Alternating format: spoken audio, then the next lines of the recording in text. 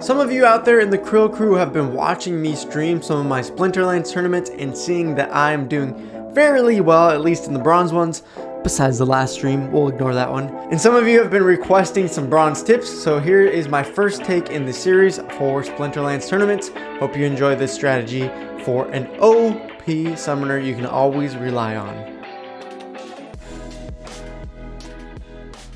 Well, hello everybody, ¿Cómo Hola, hope you all are doing well. This is Luke with Luke Plays to Earn, as I help the Krills, the small investors, play, grind it out, get into games that we can love and enjoy. And today we're talking about Splinterlands, and some of you have requested this tournament video series. So we're going to try it, see if it works, see if people will actually watch it.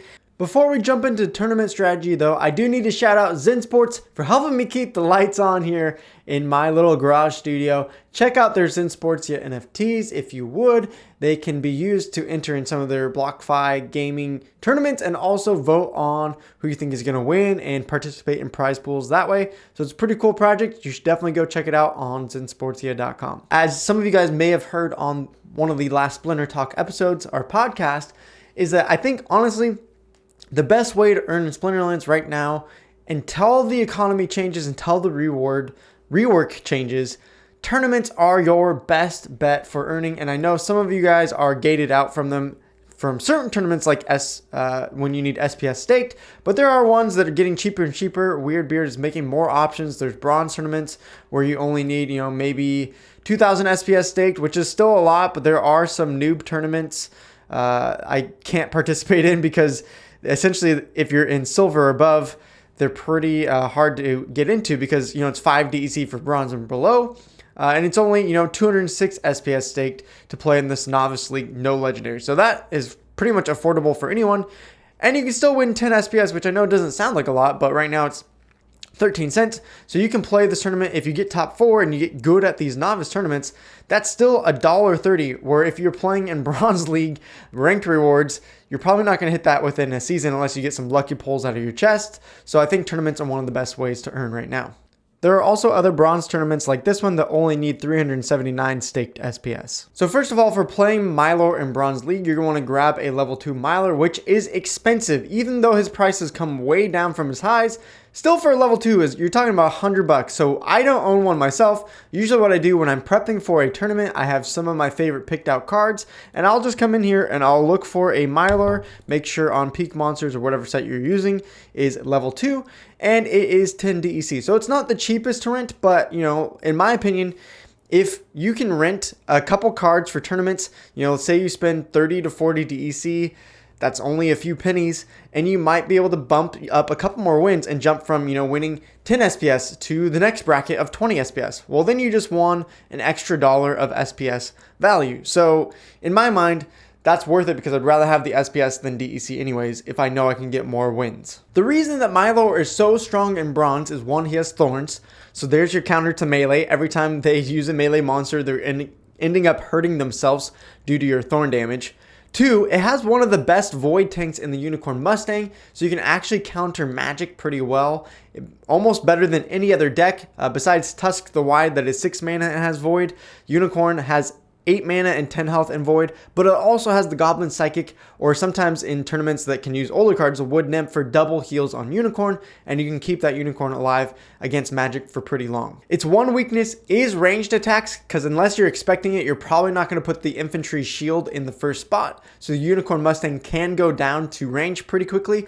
But the thing about the life deck is it's not played as much in these bronze tournaments because it's pretty weak to magic, especially when they narrow down the card selections to only Chaos Legion and Untamed. So for instance, if we go to Modern League, life and neutrals only, and we look at those that have void or void armor, in bronze, it's hardly any. You got the Gargoyle Scrapper at level 3, but even then it only has 2 HP, so even if they have magic damage, they're going to blow it up unless there's an equalizer rule set. You have the Chain Spinner that has void armor, which is okay, and then you have the Legionnaire that costs 9 mana to get your void armor, which is pretty, you need a pretty high mana battle in order to really use the Legionnaire. Now, depending on what tournament card sets are available, yes, there are some heavy range damage comps in Water or Death as well, but for the most part in bronze, I feel like people either go for the magic spam or a heavy melee attack. So let's look at a couple setups and show you how I thought about setting up these matches for these tournaments using Mylor. Again, Mustang is pretty much your go-to tank unless you're 100% sure they're going to go for a heavy range comp. And then, the Periton is also another thing that makes the Earth deck super ridiculous, because the 6-speed flying at level 2 means you can put it in the back line, deal magic damage to their front line, or in this case the snipe, because all ranged and magic monsters have snipe. But it's also just a great sneak attack block or a snipe block for range, because of that high flying means, okay, if melee hits it, it's going to take thorn damage, but most often it's just not going to take a hit and it's just going to keep dealing out damage. So here we protected our snipe with a failed summoner because of the target practice rule set, and we're going to kill off their ice pixie. Honestly, we just had 4 mana left over, so I was like, let's throw in a Zenith Monk, because if they somehow blow up our Mustang with melee damage, maybe we need a secondary tank to use our thorns and kill them off. And you can see here, it's a pretty defensive setup. Like, I don't have a heavy damage comp besides the thorns. So you're going to see most of my damage comes out from a couple thorn hits here and there, the magic reflect, and then I essentially just say, hey, team with the thorns, let them kill themselves, essentially, is pretty much the whole strategy here. And from there, it's going to be a quite easy victory.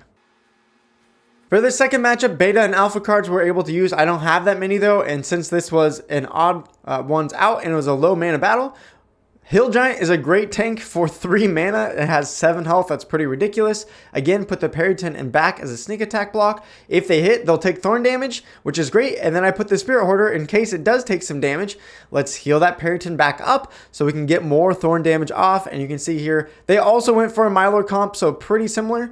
But I mixed it up with a little bit more magic damage here so that I'm not taking as much thorn damage here. And you can see Periton over and over again, gonna get miss after miss.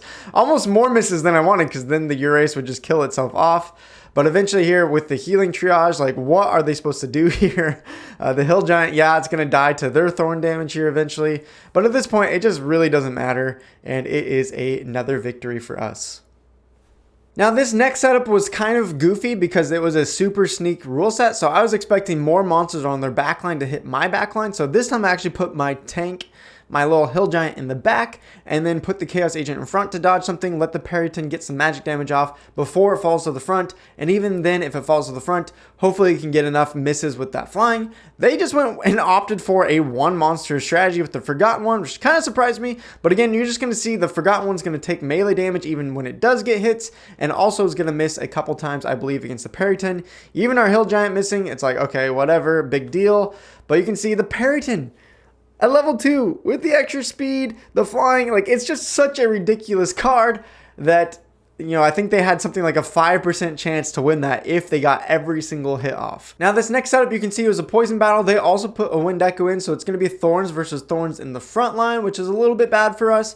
But again, even with the Mustang not having the shielding it needs, with the Psychic behind it, it's going to heal up because it still has 9 health. It's going to heal up for 3 each round. You get the Zenith Monk to heal through the poison, Iza to scavenge up some health for the poison, and their sneak attack and frontline plus reach, they're going to go down just to the thorns here. Pretty much the Mustang will do a little bit of damage to them, but I really don't have to do much besides just let them kill themselves. Even with a couple misses there, it does make it a little bit slower for the Wind Echo to die off. But again, at this point, like, look at, he just takes so much damage from the thorns, dies to the poison, and our Mustang's going to heal up with the Psychic here, Zenith Monk, just in case we need a self-heal at the end. And eventually here, you can just see, okay, they kill themselves off.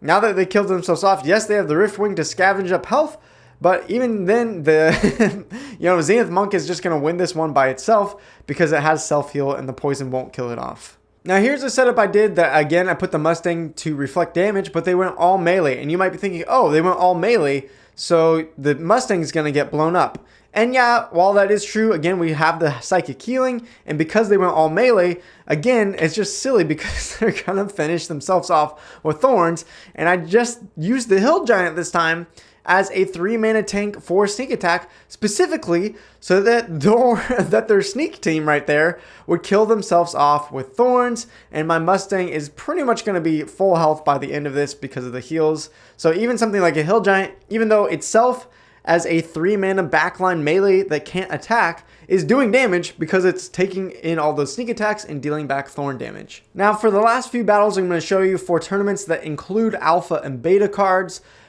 This insane strategy is a level 3 Flesh Golem is really strong because it has self-heal and it has 10 health. Again, one of those cards that's going to heal itself up for 3 each round. You can also add the Wood Nymph to your team now, so you get double heals. And then you can even counter, since you're not putting the Unicorn Mustang in front, you can counter magic damage with the Mushroom Seer, who's going to silence all of this Delwyn magic damage.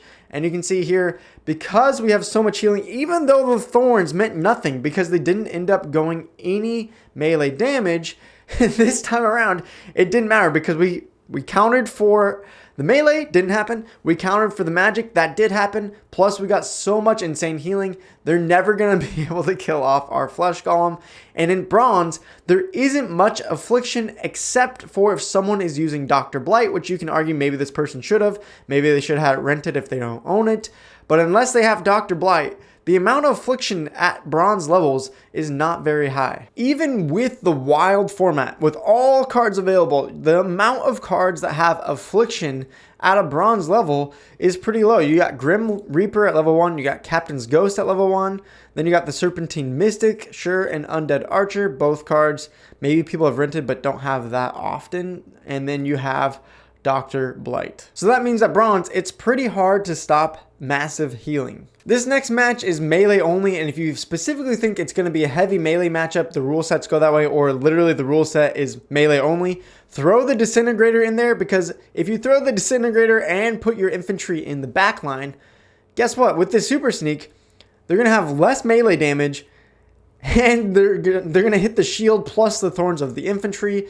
So just at this point alone, when we demoralize them, they literally can't win. No matter what they do, all these monsters down here, because of the Disintegrator, have nerfed all of the damage so that now the infantry literally can't be touched, and it's going to be dealing out so much thorn damage back to the team that it's an instant victory. Now, to be honest, it was weird that they went Death and not something like Tarsa there in a melee-only matchup, but honestly, I don't think it would have mattered even if they did play Tarsa. Now for this last matchup taking on Albi, Lorna is a really powerful summoner at bronze as well. They have some good cards here for the Equalizer plus Poison Battle. They're healing themselves up. But again, we have the Flesh Golem to heal ourselves up. We got the Spirit Hoarder to go ahead and triage just like they did. And then the Halfing Alchemist is another great card here to add, because if you can destroy their frontline damage and then do thorn damage back, it is super powerful. Unfortunately, they get the cleanse here, so the halving damage doesn't really do much, but it's still a pretty nice tip most of the time to also add that halving damage to keep your tanks up alive and longer and to deal out more of that thorn damage.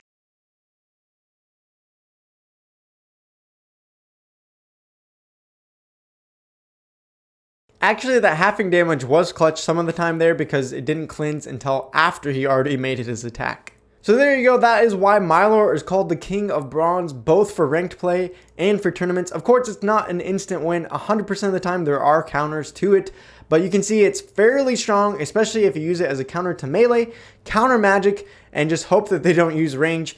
Often, more times than not, it is the case and you'll grab those victories. So hopefully this video was helpful for you winning more of your bronze tournaments. If it was, let me know and I'll do more of these tournament series videos. And for now, peace out, Palam, adios, ciao, and I'll see you next time, Crow Crew. Take care.